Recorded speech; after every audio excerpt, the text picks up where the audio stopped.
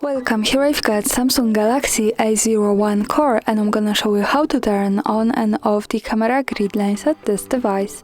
So let's start by tapping on the camera button to open it, and for now we are on standard photo mode.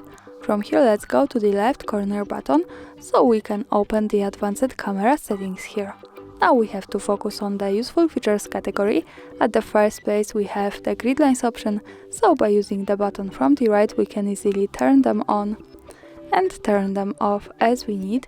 Now let me keep them turned on, and when we move back to the camera we have now these lines in the preview. They are useful, for example, when we want to use the rule of thirds in photography or making experiments with composition at our picture. And of course remember that these lines are not visible at the real photo, so when I take a picture and when I go to the left to the button that follows us straight to the gallery, we can't see them, so the grid lines are only to help us taking better photos.